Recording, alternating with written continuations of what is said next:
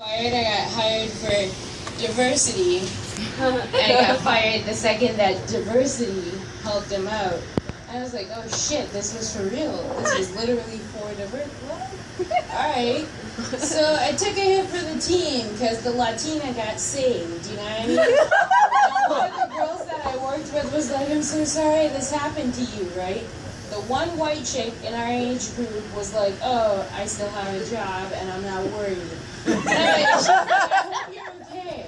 And I was like, you know, I kind of saw this shit coming. Like, it's kind of like a horror movie. Black one's always the first to go. And I realized that was kind of fucked up. I was like, is this racially insensitive? I was like, I'm sorry, did I get hired and fired for being black? I don't give a fuck.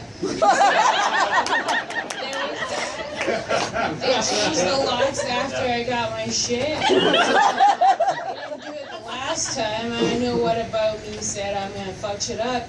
I mean, probably because I might have fucked shit up. Like, I actually had this conversation with one of my friends who's sitting there texting right now as we fucking do this. Yeah, I see you. And he was like, and I was like, yeah, like they changed the locks, and he was like, well, that's protocol. And I was like, but like they didn't do it last time. And he was like, well, and I was like, what? Cause I'm black. And he was like, no, maybe because, and I was like, what? Cause I'm angry. And he was like, yeah. I was like, well, because I'm angry, not because I'm fucking black. Every black person isn't like this, right? Yeah, y'all got quiet.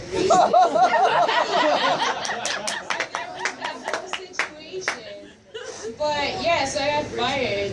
I've been like looking for jobs and shit, and honestly, it's the most soul-sucking situation to be in, because like I don't give a fuck. I don't care if you want to hire me. I gotta pay rent. Honestly, I hate talking to people.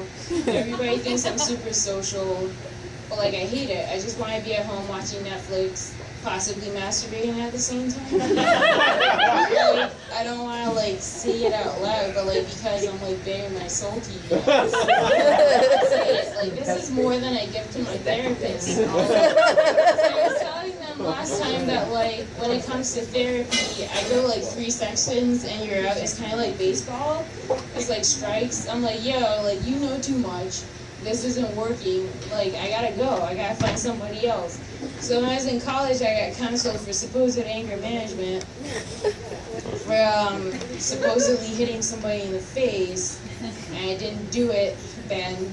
I didn't do it. Y'all think I did, but I didn't, and I wanted to. So they were like, students counseling for anger management and substance abuse. And like they just said it was anger management, so when I looked at it, it's like substance abuse. Like who told them about this shit? So I go to anger management, and like when I first got to school, like I was already dealing with anxiety and depression and shit. But I was kind of a hippie, the black hippie on campus, I guess, that nobody knew about. I was like, I want to do this holistically. I don't want to eat pills. I just want to breathe it out. Breathing exercises are free for years. They're just not working right now. I went to this therapist, and I kid you not, she was like, close your eyes. I closed my eyes. She's like, we're going to do some muscle therapy. We're just going to work the tension out that way. I was like, all right, this is really creepy. You're using a sexy voice. She was like, all right, close your eyes. I was like, okay. So I'm sitting there in front of this woman. We're like 2 feet away. She's like, I want you to tensen up all your muscles. Just gain some tension. I want you to breathe it out. And after I count to 5, I want you to let it go. So we're working all the muscles down, right? Supposedly to my toes from my eyelids. And at one point, I hear this woman go, all right, now squeeze your butthole. Right? And I'm not good with faces, because like no matter what I'm thinking, my face does something. So I'm like, the fuck? Look at her. And I open my eyes and she's like, I know it sounds weird. But just squeeze your butthole. And I was like, wait, what? So like, I'm like, but you're watching me. As I close my eyes and you know I'm squeezing my asshole right now. Like this isn't even like I'm surprising you with this, like I'm gonna bust this out. Like, this is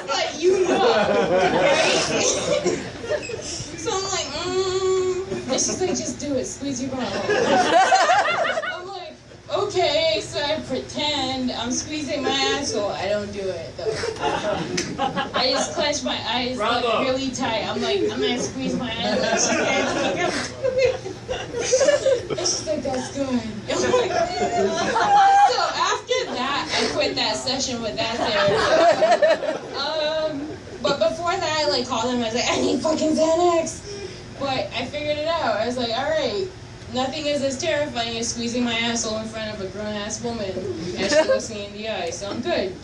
Tension, anxiety, nothing. I'm good. So I move on, next one, then I go to her, I talk to her, and then she's like, we're gonna talk about race. And I was like, oh shit! So mind you, I went to an extremely white college in fucking Brunswick, Maine. Maine jockeys back and forth between like Vermont for the whitest state in the Union. I still say the Union. I'm an immigrant and I moved to the South. So, moved to Maine. They're like, we're gonna talk about race, and I was like, you bitches are fucking around. Like, you're not gonna take my scholarship. So I totally just pieced out. She was like, I don't understand what happened with our session, but like we need to talk about your anger problems. And I was like, fuck you. So I started doing that. Tequila was my best doctor. And that's kind of been my situation since then. So I got fired. I bought a half-gallon of tequila. And I called a couple of my friends over. I was like, yo, you guys, I just got fired. I'm sad as shit. Like, you gotta come over. Came over. I made them stay. Whatever. Like, so I've been like medicating with food and booze, which is probably bad. I bought a gym membership when I thought I had money before I got fired. And now I'm like stuck in this fucking gym membership, and I got a solid thing going like once a week, right? But I'm convinced I'm gonna meet my husband at a fucking gym. And the other day I saw this like Justin Timberlake, Joe Manganiello like mashup. And I was like on the phone with my friend. I like keep her in my headphones. Like, ugh.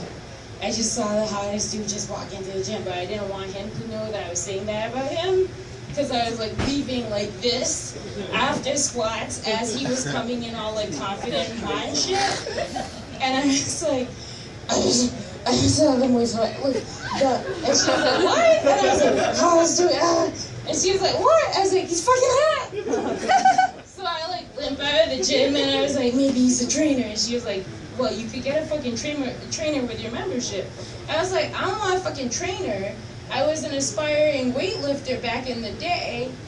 Like, is this, why are you shaking that at me? Is it my time to get off? Absolutely. Okay, perfect. So, yeah, I think I should go. That guy. Okay, long story short, back in the day I wanted to lift weights. I used to neck press 90 pounds. I thought if my the rest of my body was strong, my neck needed to be strong because I was a juice head. So I see this guy, and she's like, is he a trainer? I was like, maybe. And she's like, maybe you should get him. I was like, I don't want a fucking trainer. I don't need a trainer. She's like, but you should get a trainer. I was like, I'll get a trainer if it's him. And she was like, wait, what? And I was like, it's him. I need him. I want him. And like, that was the weirdest thing I think I've ever said, but like, I meant it. And I still mean it, and I'm looking for him. So if you know a hot Joe Manganiello, Justin Timberlake mashup, hit me up. I'm on LinkedIn and looking for jobs.